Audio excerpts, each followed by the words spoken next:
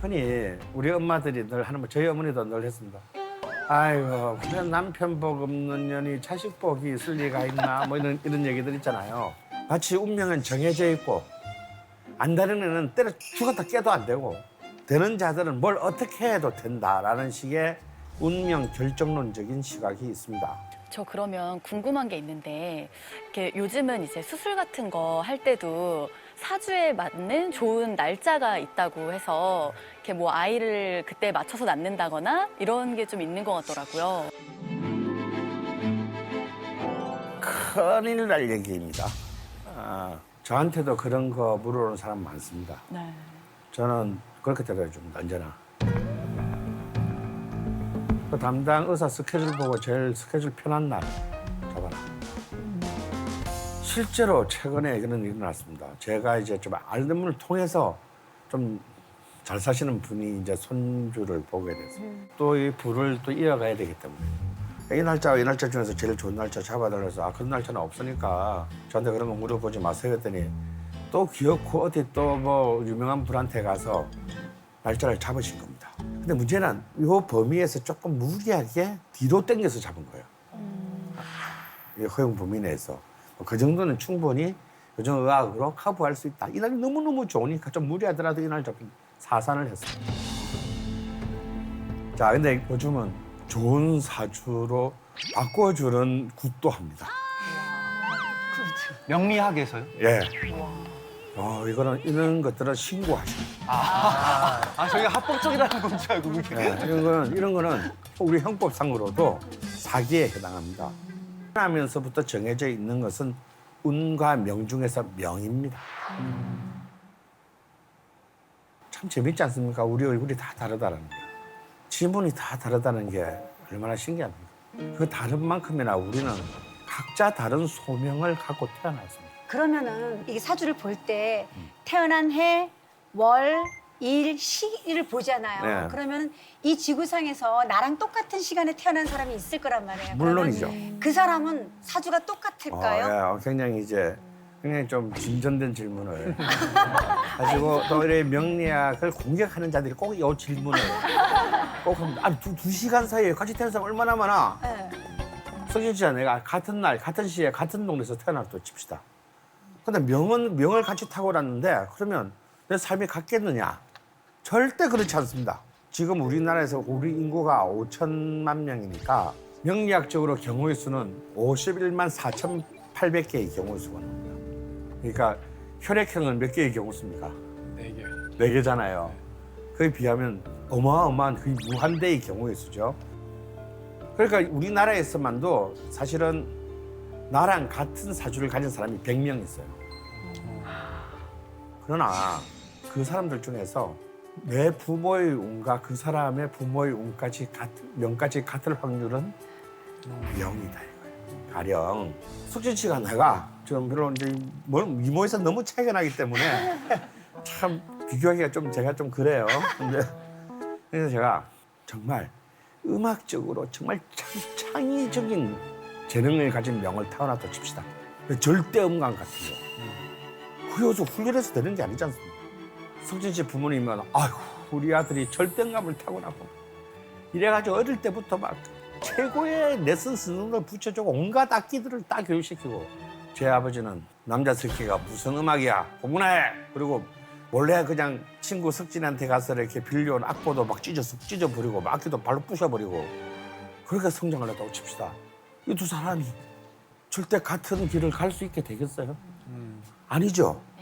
이 나머지 나의 변수를 결정짓는 것은 운명의 글자 중에서 운자다 이거야.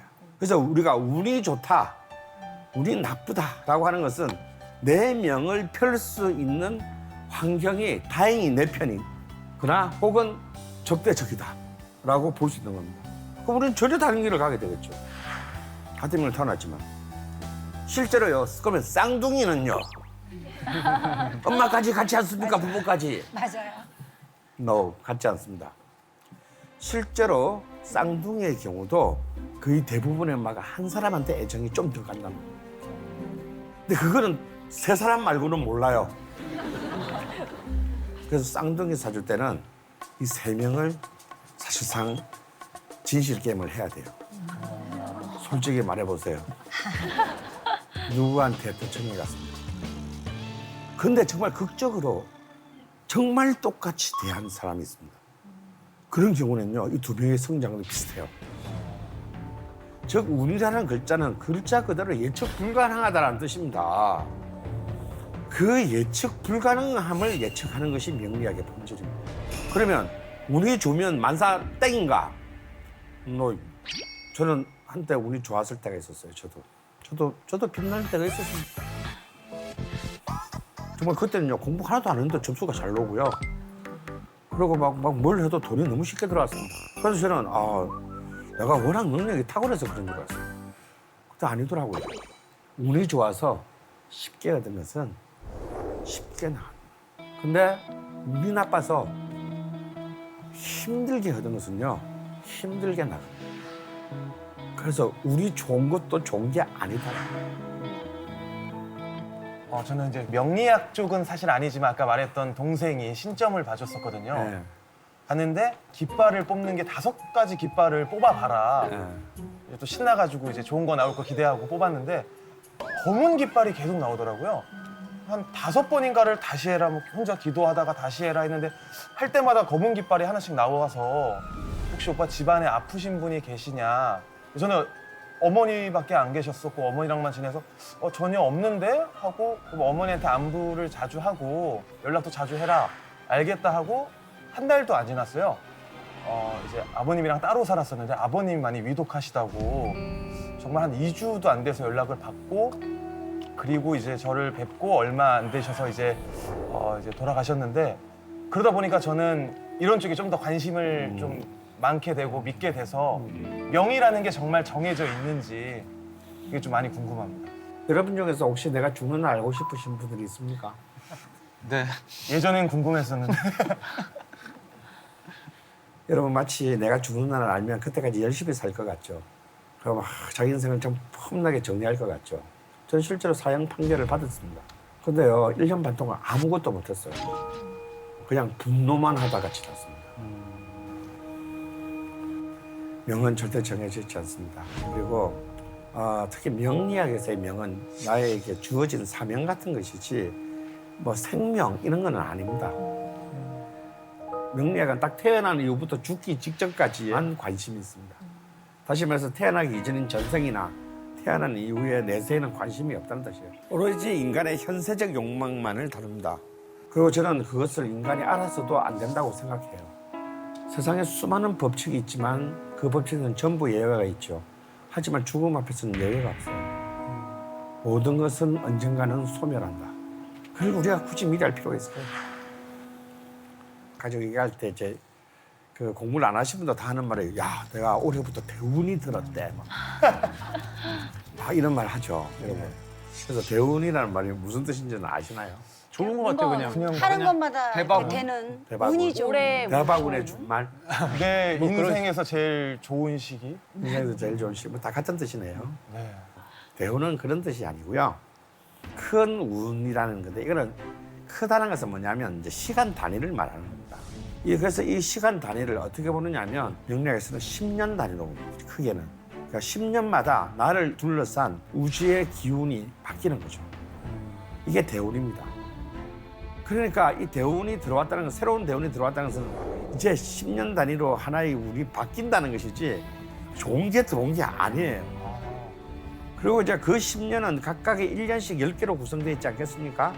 그래서 실제로 중요한 것은 사실은 대운이 아니고 세운입니다. 그 한 해의 운. 다음에 그 한 해는 다시 12달로 나뉘겠죠. 월운입니다. 그리고 그 월운은 또 30개의 일운입니다. 그래서 사실은 이제 우리가 어제와 같은 오늘, 오늘과 같은 내일을 사시는 분들은 굳이 일운, 월운 볼 필요 없어요. 그냥 대운과 세운이면 족합니다. 근데 예를 들어서 뭐 데이 트레이더들, 매일매일 주식 투자하는 사람, 다음에 매일매일 사람 목숨이 걸린 수술을 하는 의사들, 집도이들, 이 사람의 컨디션에 따라서 사람 생명이 왔다 갔다 하는 거예요. 이런 사람들은 사실은 이론까지 보는 것이 굉장히 필요하고요. 실제로 굉장히 유능한 집도였는데 너무 정신적인 스트레스로 거의 그 우울증에 걸린 어떤 의사분을 제가 한 6개월 정도를 매일 운을 봐드린 적이 있어요. 저도 공부할 겸해서. 그래서 야, 이날이라는 웬만하면 은근 말고는 수술을 잡지 마세요. 힘든 수술은 이날 잡아서 하세요. 그런데 이게 뭐 플라시보 효과인지 아닌지는 모르겠는데 굉장히 수술 성공률이 실질적으로 굉장히 향상된 그런 사례도 있었습니다. 그래서 여러분 대운이라고 하면 뭔 대박운 이런 게 아니에요. 10년짜리 운. 네. 그 10년의 분위기, 컨텍스트, 환경이고요. 어떤 내 의지가 실현되고 결정되고 결과물을 내는 것은 세운이 훨씬 더 직접적입니다. 그렇기 때문에 나한테 적대적인 대운이 들어왔다 하더라도 결코 쫄 필요는 없다. 왜? 우리에게는 오고 가는 세운이 10년이나 10개나 있기 때문이에요. 저 또 하나 질문 드릴 게 있는데요. 뭘 해도 안 되는 애가 있잖아요. 네. 그러니까 뭐 저 같은 경우도 아우스. 뭐 아홉수 그렇고 뭐가 안 됐다. 뭐 삼재가 들었다. 삼재인가 봐. 뭐 왜 이렇게 뭘 해도 안 되지? 뭐 나가 꼈나? 뭐 이렇게 하는데 그거는 어떤 경우로 봐야 되나요? 뭘 해도 되는 해는 있던가요? 없었던 것 같아요. 대운이 바뀔 때 그때는 나는 그대로 있지만 나를 둘러싸는 환경이 굉장히 바뀌는데 우리가 그걸 못 느끼잖아요. 그렇기 때문에 상황은 바뀌었는데 나는 이전의 룰대로 대응하다 보면 꼭 사실상 이렇게 잘 맞지 않는 일들이 연속해서 일어날 수 있습니다.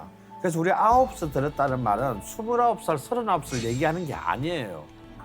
대운이 10년 단위이기 때문에 9년째부터는 이제 대운이 이제 다음 대운으로 바뀌는 때잖아요, 그죠? 그래서 이런 전환기에 우리가 전환기에 감기도 들고 뭐 좀 면역성도 떨어지고 그러지 않습니까? 이럴 때 좀 그런 일들이 좀 집중적으로 일어난다.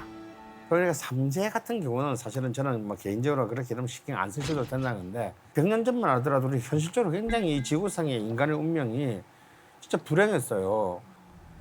그러니까 뭐 질병으로 전염병으로 사고사로 너무 이렇게 참 인간으로서의 어떤 한 그 행복을 누리지 못하고 죽는 경우가 너무 많았다 보니까 명리학적으로 굉장히 불행한 거, 좀 꺼림칙한 것들을 굉장히 많이 설정이 된 거예요. 그럼 그러니까 설정한 대로 그것만 보게 되면 우리는 차라리 삶을 포기해야 되겠다. 도대체 나한테는 언제 좋은 시간이 오는가라고 이렇게 막 정말 고통스러울 수도 있습니다. 그래서 이제는 너무 옛날에 그 힘들었을 때 시대를 기준으로 하는 데서 벗어나야 됩니다. 다시 말해서 모든 학문은 시대가 바뀌면 학문의 프레임도 이동하죠. 명리학도 마찬가지입니다. 가령 옛날에 이런 말은 다 들어보셨을 거예요. 역마살, 도화살. 그러니까 남자들한테 제일 흉한 게 뭐냐? 역마살이에요. 내 공동체 바깥에 나가서 죽는 거. 옛날에는요, 거의 대다수의 사람들이 자기가 태어난 곳에서 반경 50km 안에 평생 살다 죽었어요. 다 농경 정착 사회였기 때문에. 지금 만약에 자기 태어난 동네에서 반경 5km 안에 살다가 죽는 사람이 있다면 진짜 그 불행한 삶이지 않겠습니까? 그죠? 물론 이제 아무래도 많이 바깥으로 싸돌아다니다 보면은 바람도 날 수 있고 교통사고도 날 수 있는 건 사실이지만 그래도 이전에 비해서는 보다도 뭐 세계를 주름 잡는 뭐 상사면이라든지 비즈니스라든지 외교관이라든지 이런 굉장히 긍정적인 요인으로 많이 봅니다. 그래서 역마도 이제는 시대에 맞게 굉장히 긍정적으로 써야 되고 여자들한테 제일 나쁜 거는 뭐냐? 도화살이다 이거야. 근데 그건 옛날에 이제 모든 여자들은 그냥 일부 종사를 해야 되는 남성 중심주의 가부장 시대의 이데올로기가 만들어낸 거지 요즘은 돈 주고서라도 도화살을 가지려고 하잖아요. 도화는 사실은 이렇게 성적인 매력을 뜻한다기보다는 남한테 인정받는, 남한테 사랑을 받는. 왜 여러분 회사 생활 하다 보면 나 같은 열심히 같은데 꼭 인사고과를 상사들이 잘 받는 사람이 있어요. 기분 나쁘게. 그런 사람들이 도화가 있는 겁니다. 그러니까 뭘 해도 좀 주목을 받는, 인정을 받는 어떤 그런 힘으로 봐야 하는 겁니다. 지금은 뭐 그냥 약간의 절차만 하면은 금세 바꿔주니까 쉽게 바꾸는데요. 여러분 거꾸로 한번 생각해 보세요. 전화번호 자주 바뀌는 사람하고 이름 바뀌는 사람이 신뢰가 갈 것 같습니까? 네, 신뢰 안 가죠. 그래서 자기 이름에 특별한 하자가 없는 사람은 굳이 바꾸실 필요 없습니다. 사실 옛날에는 서로 자유의 시대가 아니었기 때문에 사주를 미리 맞춰본 겁니다. 근데 지금은 이미 결혼하시기 전에 다 맞춰보잖아요. 그런데도 궁합을 보러 간다. 저는 이미 궁합을 보러 간다는 그 자체가 이미 잘 안 된 커플의 전형이라고 봅니다. 뭔가 미심쩍고 의심이 가니까 물어보는 거잖아요. 당대에서 제일 잘 나가는 부산의 이제 박도사님이 실제로 그런 말을 했어요. 이분도 제자가 많으신데 제자들이 다 독립해서 영업을 하다가 아, 스승님 여기 우리가 다 이렇게 스님한테 배워서 나가서 영업을 해보니까 궁합을 보러 오는 젊은 사람들이 그렇게 많은데 왜 우리한테는 궁합 보는 법을 안 가르쳐 주셨나요? 왜 치사하게 자기만 알고 말이야. 그랬더니